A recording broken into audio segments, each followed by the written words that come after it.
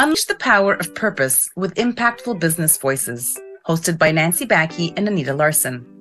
Each week, you'll be inspired by stories from companies that are making a real difference in the world, and you'll learn practical tips on how to grow your business with an impact. Hey everyone, thank you for listening to Impactful Business Voices podcast, where every week we talk to business owners that make an impact on the world, in their communities, and in the lives of their clients. We are here to find out what drives them and hope to inspire them on how to make an impact. Let me do that again. We're here to find out what drives them and hope that it inspires you to make an impact in every business and in your own business as well. So we're your hosts. I'm Nancy Baki. And I'm Anita Larsen. So welcome. And we are, as always, excited about our guest today. Our guest today is going to speak on a topic that we feel is so relevant in today's times. And I know Nancy and I see this with our clients and in our businesses all the time. We hear these concerns from business owners. So we have Ann Smith from Guide and Grow Consulting here. She's going to share her best practices and lessons learned for attracting, engaging, and retaining employees, as well as building a culture where people thrive. So as I mentioned, this is such a hot topic these days. So we're very excited to have Ann here. So Ann, welcome to the show. Thank you. I'm really happy to be here. I appreciate the invitation. And welcome. Very nice to see you.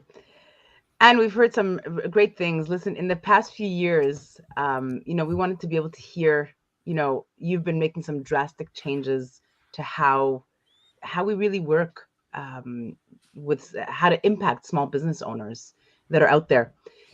We want to just first start by the first thing. What do you see is so relevant to what we see in today's workplace? Because we see this every day, and it's gotten worse and worse since the pandemic has been going on. But we see things are getting a little bit better.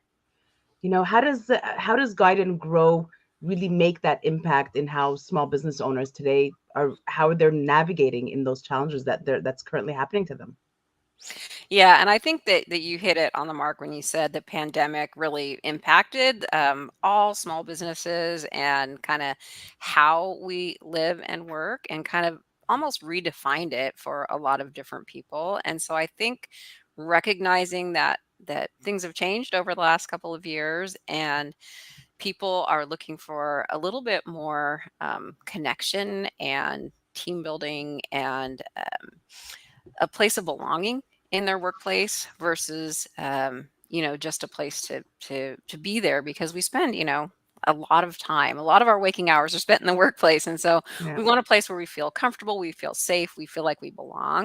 And I think that might be a big dynamic change maybe than pre-pandemic. But I think there's positiveness that came out of that. Yeah. There's a lot of positiveness that came out of that. Absolutely. Right? Absolutely. It's definitely changed our workplace and our culture, our work culture. But so since we're talking about these things that have changed and challenges that we can resolve, what are some of those challenges that small businesses are struggling with? We talk, as we mentioned in the intro, you talk about retaining, engaging, and attracting talent. Mm-hmm. But what are some of those specific challenges related to that? And what are these employees of today looking for in their new workplace? Yeah, I think the number one thing when I talk to small business owners or people in HR about like what's the number one thing facing business owners today, I think number one would be just attracting, like hiring, right? I'm sure that you all hear that a lot. That's getting maybe a little bit better, but it's definitely been a challenge for everybody over the last couple of years. And then also just retaining people. A lot of people were, when the job market was really hot, they might just jump for 50 cents an hour, to the business right down the street, or just have a more attractive future at another place. And so I think that retention is big. And then I think the third piece is engagement. So are people, actively engaged and present, doing their best, or even offering discretionary effort above and beyond at work, or are they just showing up physically and maybe not 100% in their role. And so I think those three things are what businesses have been facing the most in the last couple of years. And as we were talking about the positive that came out of this, right? Mhm. And we look at it as businesses decided to take a strategic look, or they did nothing about it and waited for the world to let them know what to do next. Right? Yeah. That's how I look at it. Mhm. Yeah. It's a little scary sometimes, but Yeah. I remember when the pandemic hit, I would talk to businesses that they would be like, I cannot even take on any of the work.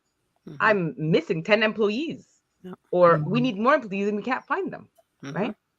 It was a really big, again, like we said, they're still struggling with it a little bit, but they're starting to see the sun a little bit. Mhm. One of the big changes that we saw in the last few years was the shift to remote work. Mhm. Right? They went from you have to go from we got everything, get to see and have coffee and with everything, and then now it's like you're stuck at home, Mhm. and now they're starting to come out back again into the world, right? Yeah. But what we saw, is so different than now. It's a huge shift with people returning back to that physical workplace Mhm. after years of that remote work. Mhm.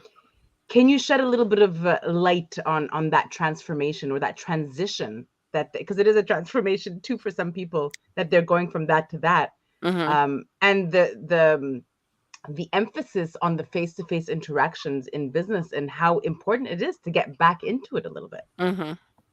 Yeah, I mean, I think that there's a great book called Social by Matthew Lieberman about, it was written pre-pandemic, but it's really about how humans are really hardwired to connect with one another, Mhm. and be social with one another. And, he talks about how like we're more hardwired to connect with other humans than like the need for like food or water or security. Like it's that important on the hierarchy of things. I also think that connection can be done in a lot of different ways. I think um, companies that really figured it out are companies that figured out how to connect both virtually during that time, and then also figured out the hybrid piece where there's more flexibility, because I think people Yeah. got a little bit of understanding of wow, there's more to life than work, and I actually can spend a little bit of time with my family in addition to working and still get my work done in Mm. a really great way. And so those companies, I think, that have figured that out, the hybrid piece, or just offering some flexibility. So you know I think that we can connect in a lot of different ways. Like we're connecting right now, and we're virtual. We're all in, different uh, places across the United States, and people that have joined the call in are as well. And we're connecting, and we can do that. And I also think it is important for people to, people are hungry to get back, and talking to each other and meeting in the same room. So I think having the opportunity to do a little bit of both, and even in workplaces where you need to be on site, I think there's this huge desire for autonomy or flexibility. Mhm. Mm. And there's amazing ways that some really creative companies are able to do that. So, for example, even in manufacturing, I've had a lot of manufacturing in my background.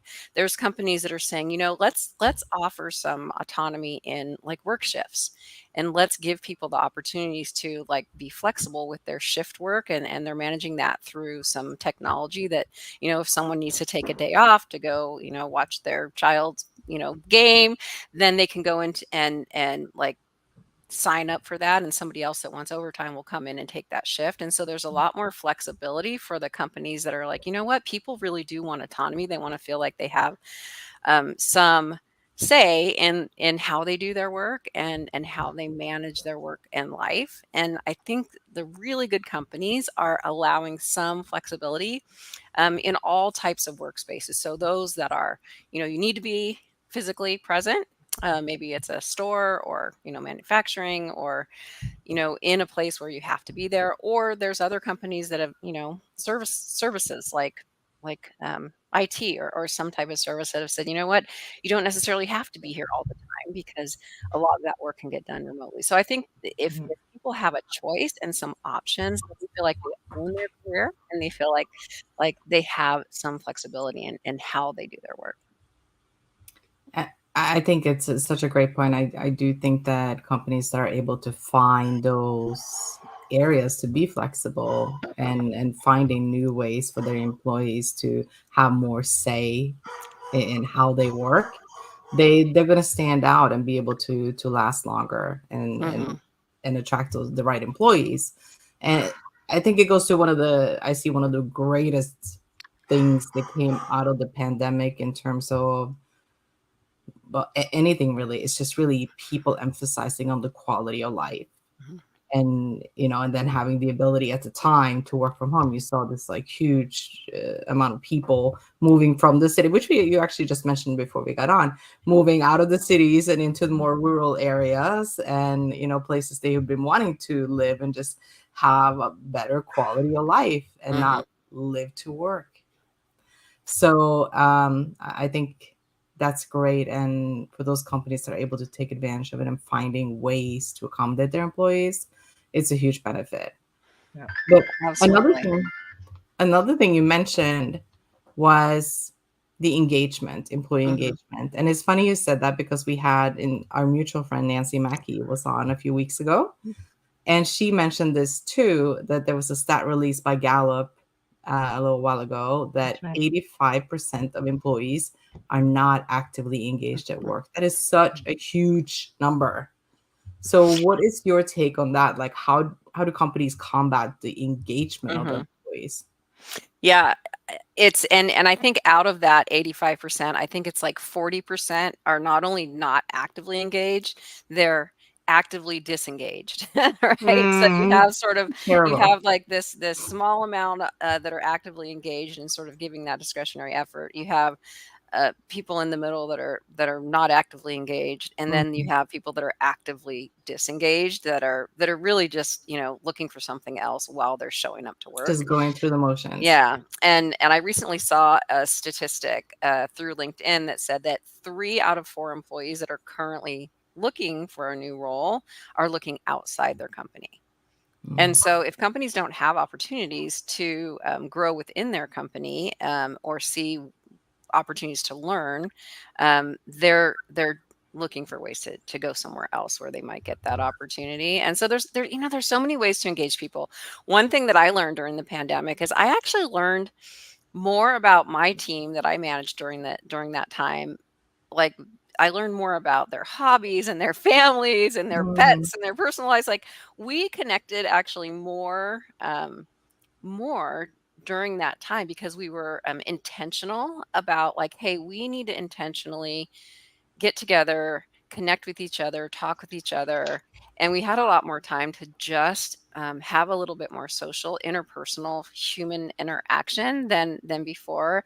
And I mean, I think that's the key these days. That human centered leadership. Like, how do people think about not only the goals and the objectives and the work that needs to get done, also how do we um, connect on a more personal level? How do we break down some of those walls, and how do we, see people as people and recognize that their work is not the only part of them that matters? And I think that leaders and businesses that can find ways to get to know people and understand that they're humans first, and then their whatever role they're playing within the company, I think they're really going to help people engage, because then they feel more connected. They feel more loyal to the company and the people on their team that surround them than if they are just, clocking in and doing a job. I believe that for the businesses that have recognized over the years, especially the last 3 years, that where their employees are going or not going or wasting time or whatever, the positive and the negative, really taking everything that's been going on and just recognizing and making changes and ensuring to speak to their employees. Some of them, they're just in their little cubicle. They do their 9 to 5 and they don't even know who you are. Oh, you're Tom. Oh, you're employee 3492. Oh, got it. Now I know who you are. You're the one that doesn't show up 3 times a week, or is like, you know what I'm saying, right? Yeah. So a lot of, I found that a lot of people have worked their personalities as well over the time. And yes, what you said, that relationship It is what I mean. For me, it's so important when I do business with somebody or I have an employee, the relationship. It's number one. Mm-hmm. I find that it's only been recognized more in the last few years. Mm-hmm. Going off a little bit, I know Anita was telling me that, we know that you're doing the disc, Mm-hmm. right? And there's so many different styles out there. I know when I did it myself, I was like, I got to know more about me, the types of people to work with, things like that. But it definitely does make a difference in building a great team, working together, Mm-hmm. learning about ourselves and each other. Yeah. Can you talk a little bit more about how they played a role in an enhancing team, collaborating together, Mm-hmm. being more efficient and Yeah. things like that?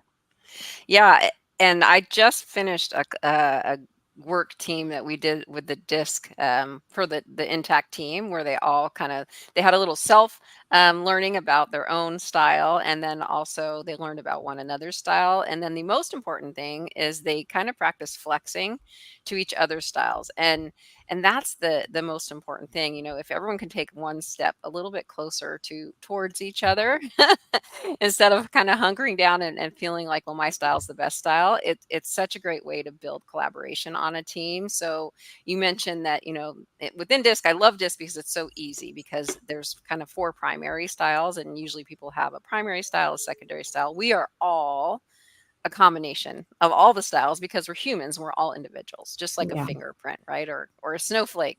So I always emphasize that we're not trying to put people in boxes when we learn about each other. However, we are trying to understand the diversity on the team, play to people's strengths, and then also work more effectively. So for example, there's pace and priority.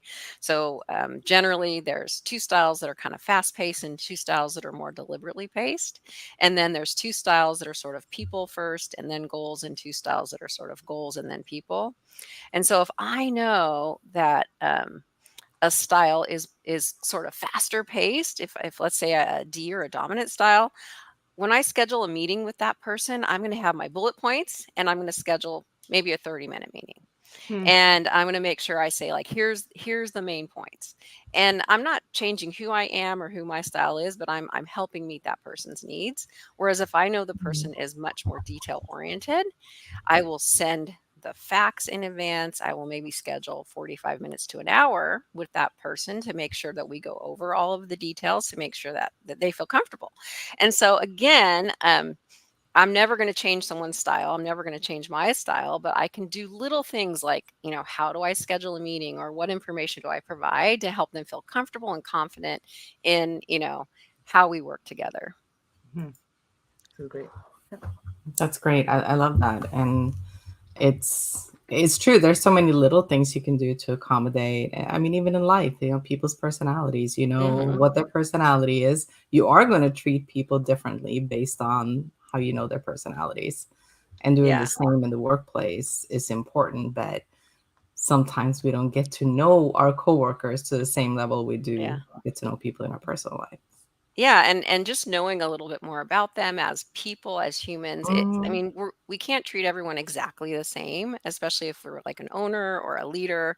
Everyone needs something a little bit different. Like, do you need more detail, less detail, or maybe you are new and you need a little bit more instruction and direction, versus someone that's been there a while. Maybe that person doesn't need as much, direction and support as someone that's new. And so my ability to help meet them where they are will help with their engagement, will help with their success, and will help me with our teams and our business success as well.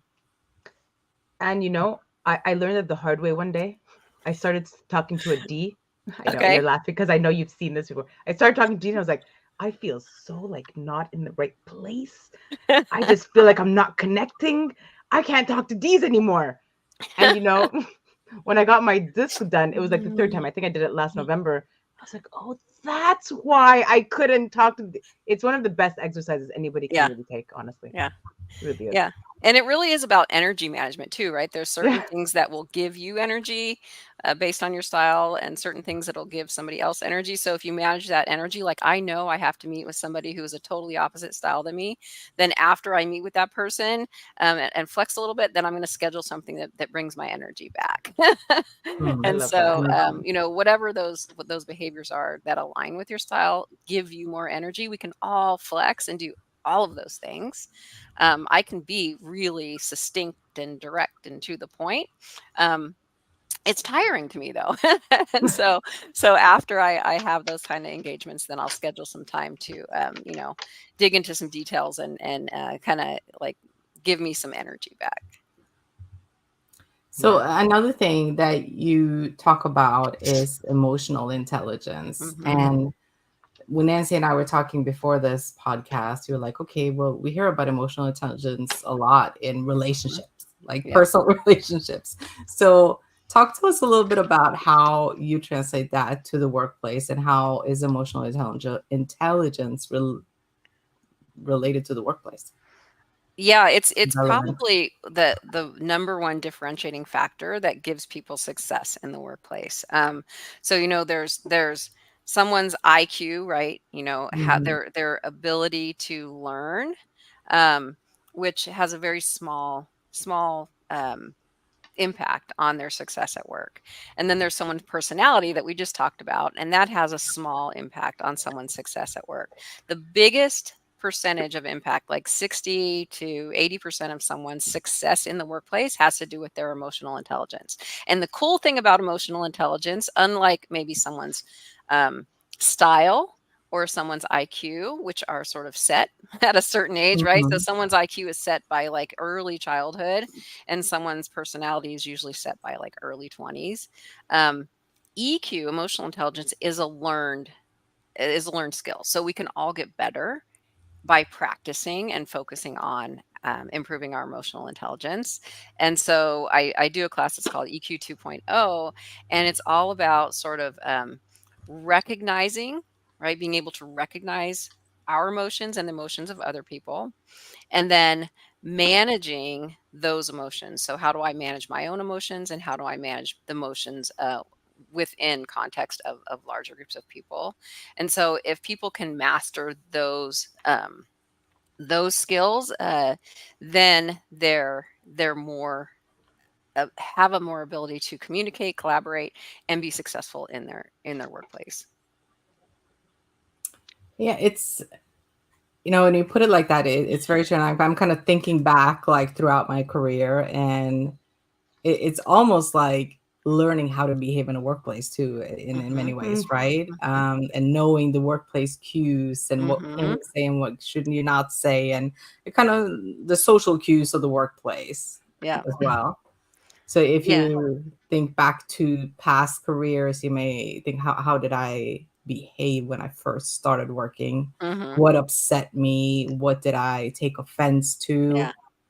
And Yeah. then think to how you behave now, and what you know, and look at interns coming in. How are they behaving? And Well, that's and kind if of you where it triggers for me. yeah, if you think about the interns, they're like the people that are just coming into work, their Mhm. college experience was remote, or at least, the end of their college experience. And so they True. have the Yeah. disadvantage of like those interpersonal relationships. Yeah. And that's one skill. Like everyone talks about, AI and generative AI and what's it going to do to our jobs, and is it going to take our Mhm. jobs away? The one thing that we can impact is those interpersonal skills and those human skills, Mm. like Yeah. emotional intelligence. And so that is huge for people coming into the workplace, being able to learn, in emotional intelligence. First, there's kind of self-managed. Can I recognize and manage my own emotions? You think about Mhm. people that will, get a trigger, they'll fly off the handle, you know, and that's self-management, right? We all know And that person that never learned how to self-manage.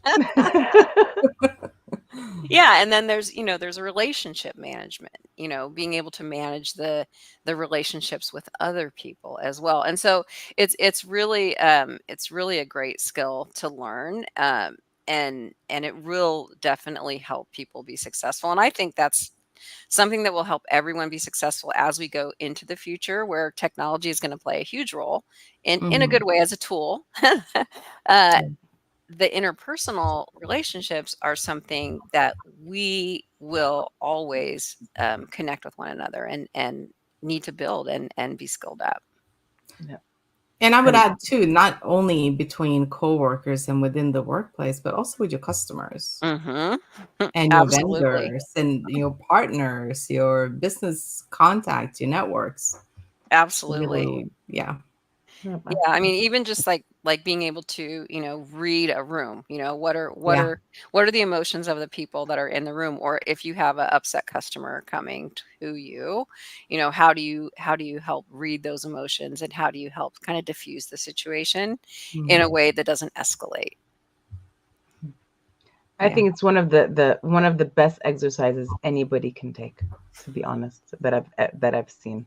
And I'm Yeah. talking for myself because I've seen changes. I've seen what I've learned. I've seen how I've grown. Yeah. It's a huge one, and it's not just once. Things change. Do it again and again. A year or two later. So no, I love it. Um, Yeah, I was going to follow up yeah, another go ahead, topic on Anita. that. Yeah, go ahead, love. Go So ahead. we're talking over each other, Nancy. Another one topic that Nancy and I talked about, or we want to know more about. We want to know more about micro inequities. Mm-hmm. It's such a great topic, and especially in today's workplace, and Yeah. how it can impact the culture and the communication in the workplace. Mm-hmm. So, can you share a little more with the audience about some details around what shapes and forms micro inequities can take, Yeah. and how it can Absolutely. impact?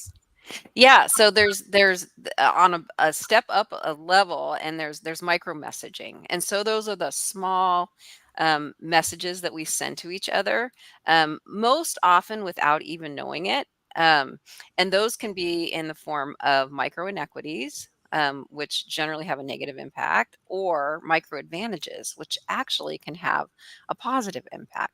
Mm, So these are things that oftentimes we're really unaware of, and and so by just making people aware of these types of things, then people kind of can say, oh, wait a minute, and catch themselves when they do these types of things that are micro inequities, and actively engage in micro advantages. So for example, if let's say that I have a colleague that I've worked with on my team for a long time. They're a really good buddy with me. We go after after work and socialize outside.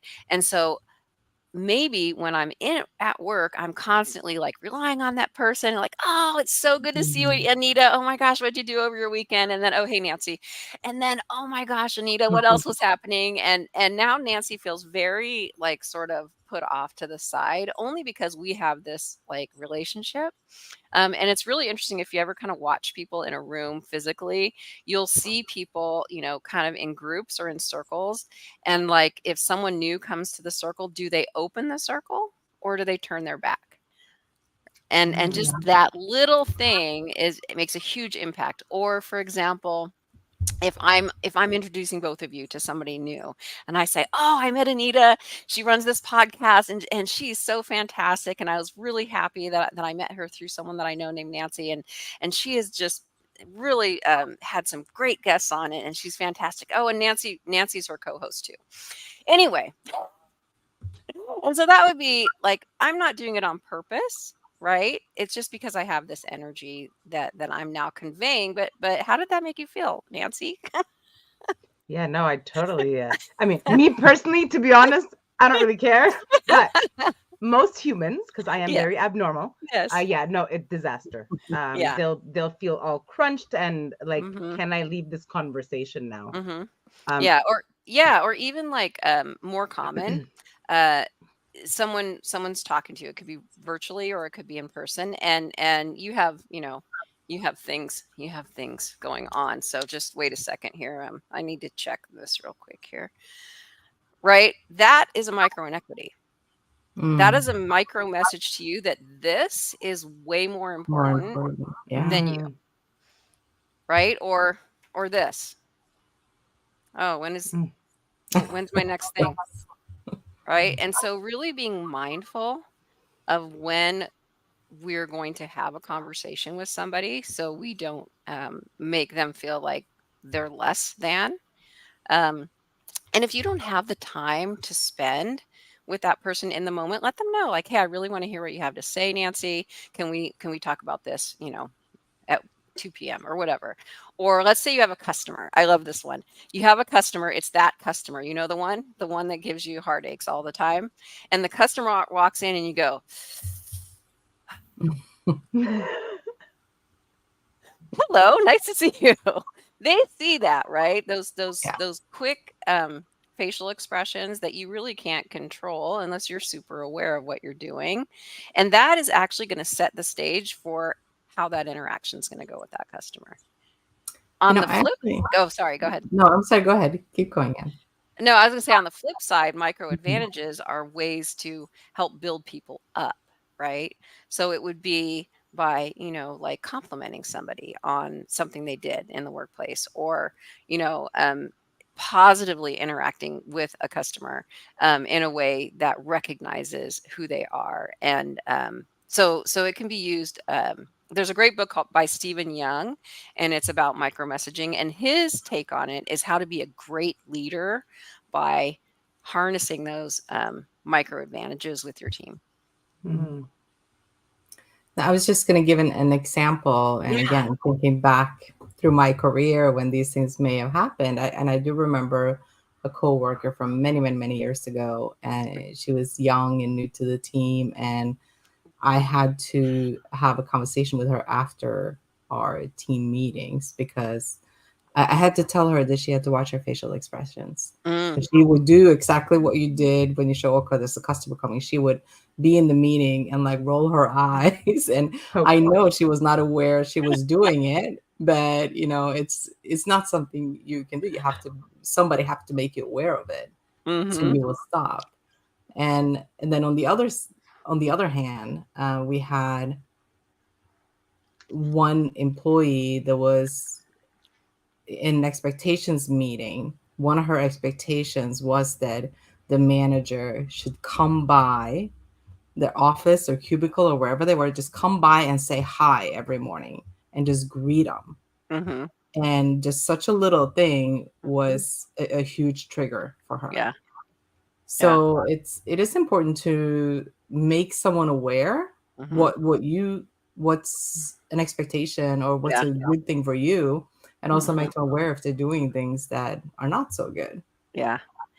It's really interesting. Some of those things, like for example, there was a study done that in workplace meetings, men interrupt women 3 times more than they interrupt other men.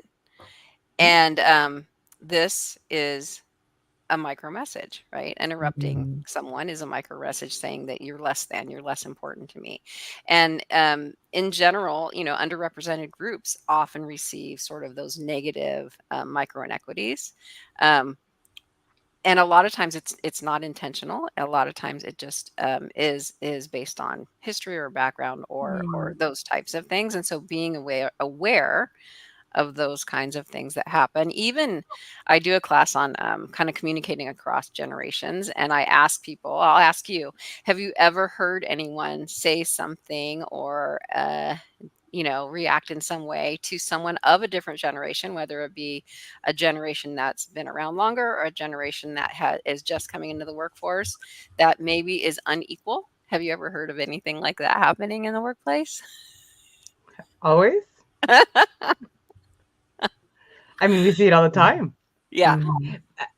But I do believe that, when a human just doesn't know, they just need to be taught. Yep. Exactly. And once they know, then they're like, oh, like my situation of disc, and I didn't want to talk to D's for a while. And now I'm like, give me those D's, because you understand how it works. And go ahead. Sorry.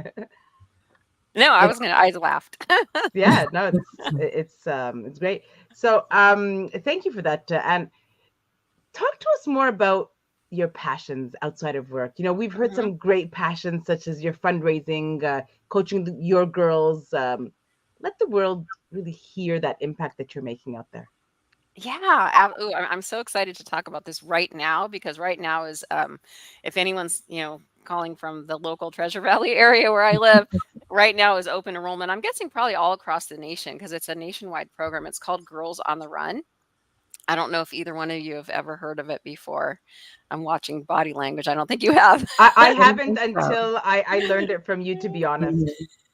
Yeah, and I'm a runner. I'm a slow runner. I enjoy running a lot for sort of mental health, and someone invited me to be a coach for Girls on the Run last year, and I thought it was just like, oh, you go out on a track and you run around with some girls, and I thought, oh, that'd be fun.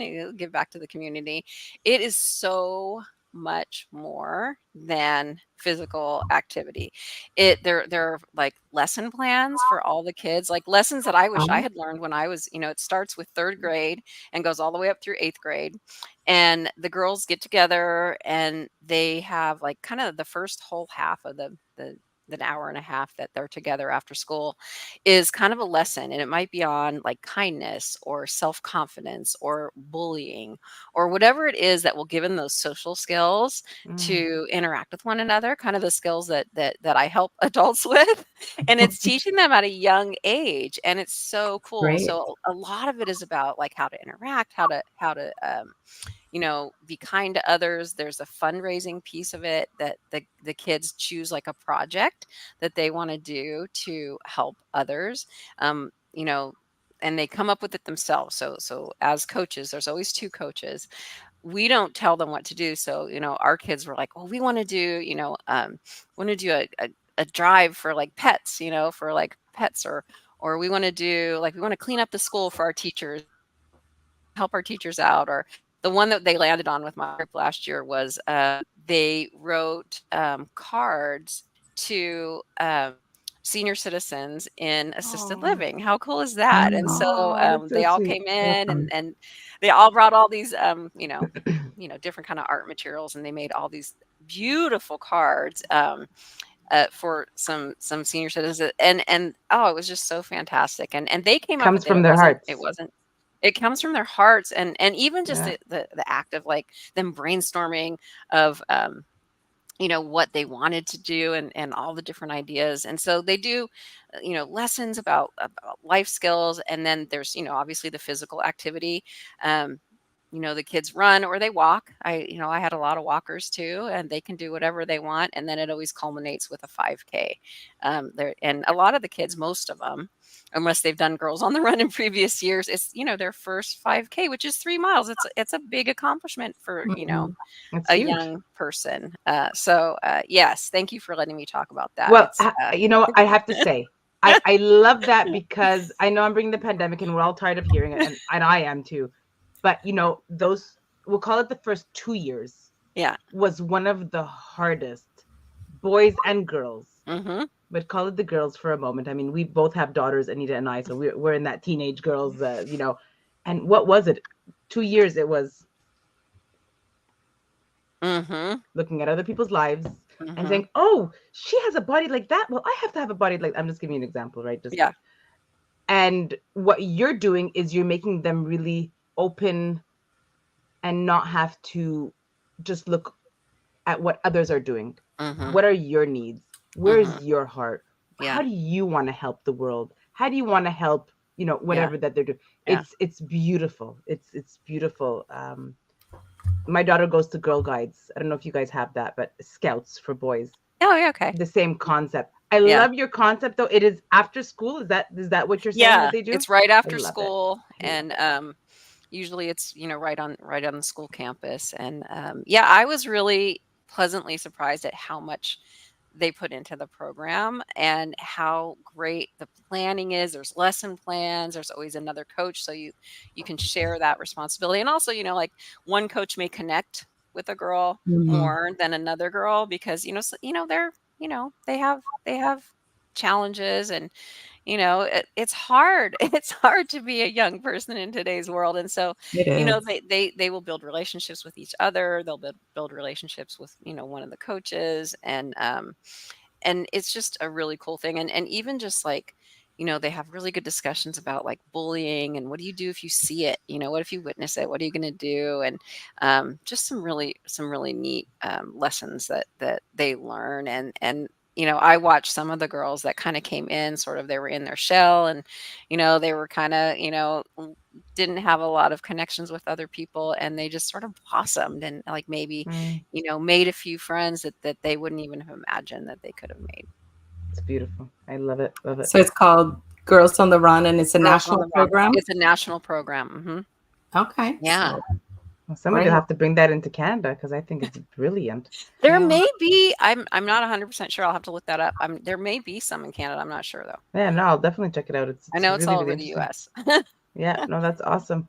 And this has been a really great show. Can you, leave us with some tangible tips for small business owners, steps that they can really take Mhm, to attract, engage, mhm. and retain the right people for their business?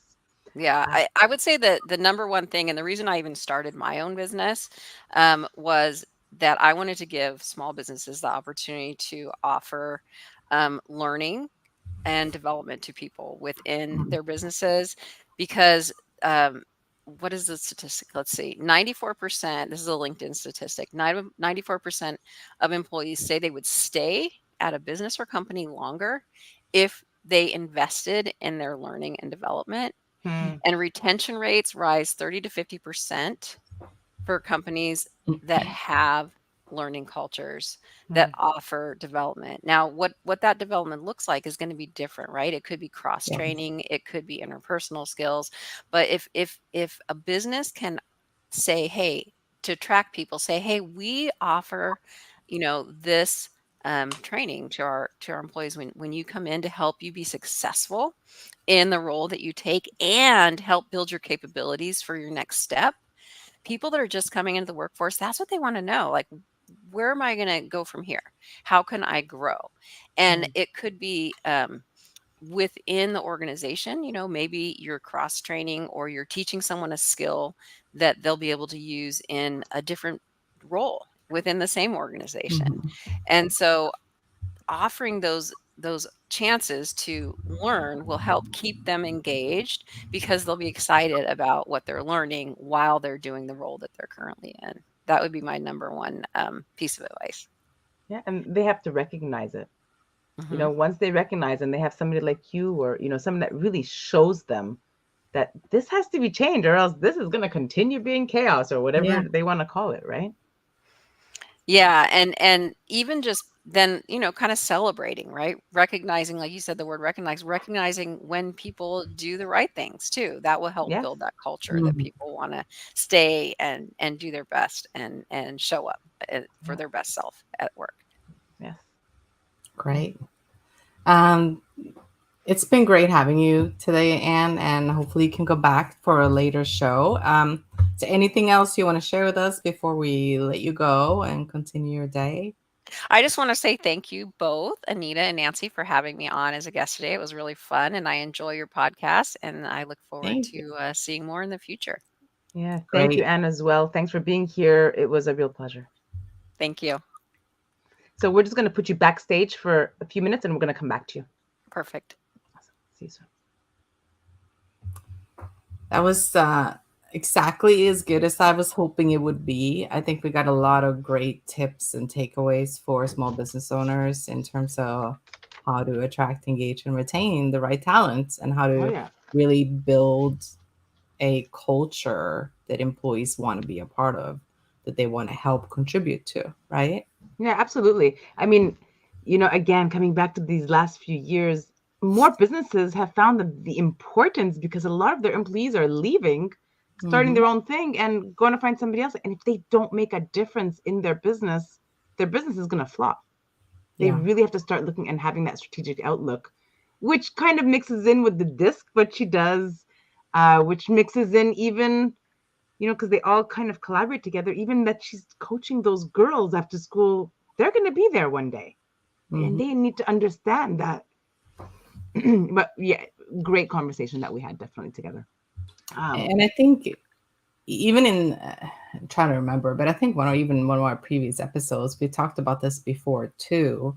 We're like, how many times are you as a small business owner or as an employee going to complain about I can't find the right person, people aren't staying, they're just job hopping, I can't keep them, they're just not out there, they don't have the skills I need.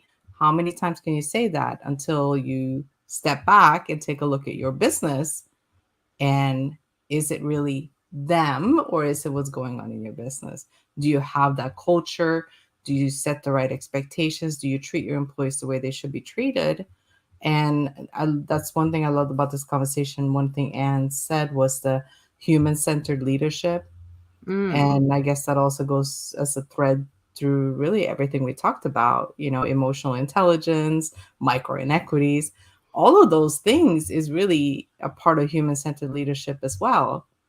Just knowing and recognizing that we're all humans and we have feelings and we need to manage those feelings and we need to be considerate of other humans' feelings. Yeah, And absolutely. it's not I'm the boss and you're the employee, do your job. That's not the world we live in anymore. No, it's exactly that.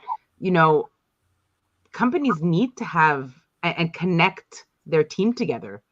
Do some team building exercising. Make them feel safe. That when they come in, they're like, "Oh, I feel home."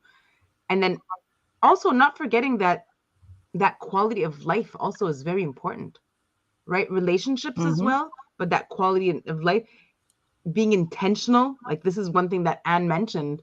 Being intentional with their interpersonal connections is so important. That one thing, I think it was yourself that said it, that was one of your customers. You said, the